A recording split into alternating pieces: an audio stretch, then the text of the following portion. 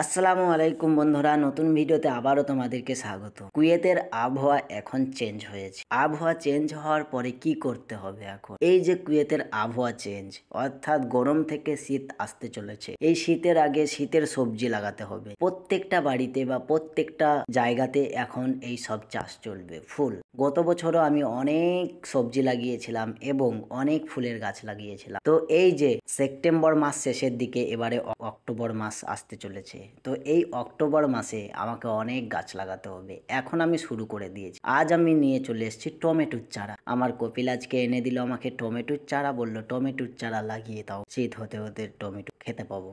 তো টমেটো চারা লাগাবার জন্য সর্বপ্রথম আমরা জমিকে উর্বর করতে হবে, অর্থাৎ আমাদের যে জায়গাটাতে লাগাবো সেখানটা একটু ভালো করে কুড়ে সার দিতে হবে। তো সার দেওয়ার পরে আমরা ছোট ছোট করে গর্ত করে নিচ্ছিলাম, কারণ ছোট ছোট গর্ত করবো তবে এই টমেটোর চারাগুলো লাগানো যাবে। তো আমি একটু সার সার করে বানাচ্ছিলাম, কিন্তু আমার কপিল বললো বেশি উঁচু সার করতে হবে না, ছোট ছোট করো। তো আমি উঁচু উঁচুই করেছিলাম, বললো না অসুবিধা নেই, ছোট ছোট করো, অল্প পানিতে কাজ হবে, মানে কিপটা তো। যাই হোক, তো আমি এখানে আমার 23টা আমার সবজির চারা ছিল, সেই জন্য আমি 23টা গর্ত করে নিয়েছি। এই যে 23টা গর্ত করার পরে আমি প্রত্যেকটা গর্তে একটা করে টমেটোর চারা লাগিয়ে দেবো এবং এই টমেটোগুলো কয়েকদিন পর আমাদের হয়ে যাবে, তখন আমি তোমাদেরকে দেখাবো। তো এই যে আমাদের টমেটোর চারা লাগানো কমপ্লিট হয়ে গেল। এই যে এরকম হয়েছে, দেখো তো টমেটোর চারাগুলো লাগানো ঠিকঠাক হয়েছে কিনা।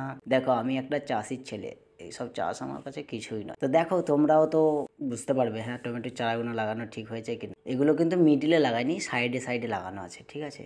যে সার বানানো আছে, সারের একবারে খুব সাইডে নয়, খুব মিডিলেও নয়, একদম ধারে, কারণ পানিটা যেন বেশি না পাই এবং পানিটা যেন ঠিকঠাক পাই। এখানে বালি মাটি তো, সেই জন্য। তো যাই হোক, এই আমি টমেটোর চারা আজকে লাগালাম। দেখা হচ্ছে আবার নতুন কোনো ভিডিওতে, নতুন কোনো টপিক নিয়ে। ততক্ষণের জন্য টাটা, বাই বাই। সবাই সুস্থ থাকবে, ভালো থাকবে, আল্লাহ হাফেজ।